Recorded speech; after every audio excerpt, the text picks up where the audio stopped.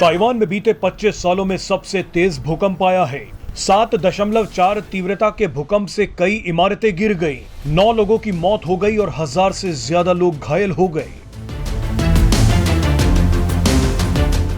भूकंप इतना जबरदस्त था कि ताइवान में पहाड़ तक टूटकर गिरने लगे। लेकिन इसी बीच ताइवान भूकंप ने दुनिया के सामने भारत के संस्कार और चीन की मक्कारी दिखा दी। ताइवान भारत के बयान से भावुक हो गया, जबकि चीन को बुरी तरह से कोसने लगा। भूकंप से जूझ रहे ताइवान में चीन लड़ाकू विमान लेकर घुस गया, लेकिन भारत के बयान ने ताइवान को हौसला और ताकत दे दी। दरअसल जिस वक्त ताइवान भूकंप के सदमे से उबर रहा था, लगभग उसी वक्त चीन के 30 लड़ाकू विमान ताइवान के हवाई क्षेत्र में घुस गए।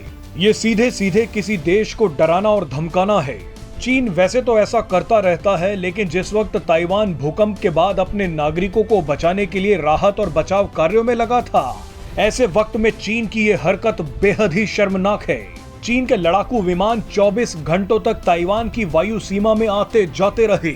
चीन चाहता था कि ताइवान बदले की कार्यवाही करे, ताकि चीन को ताइवान पर हमले का बहाना मिल जाए, लेकिन ताइवान ने संयम बरता। इस साल में ये पहली बार है कि इतनी बड़ी संख्या में चीन के लड़ाकू विमान ताइवान की एयर स्पेस में घुस गए। चीन की मीडिया तक ने खबरों की आड़ में ताइवान के जख्मों पर नमक छिड़कने की कोशिश की।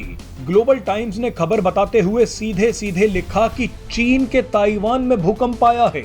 यानी चीन की सेना और चीन की मीडिया भूकंप के समय ताइवान की अखंडता से खिलवाड़ कर रही है।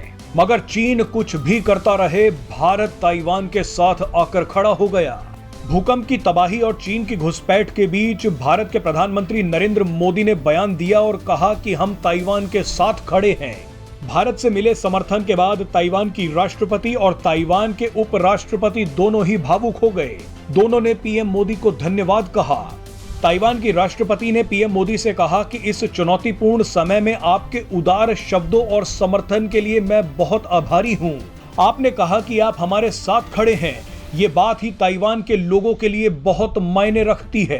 ताइवान के उपराष्ट्रपति ने भी पीएम मोदी को धन्यवाद बोलते हुए लिखा कि आपका साथ ताइवान के लोगों के लिए एक बहुत बड़ी ताकत है।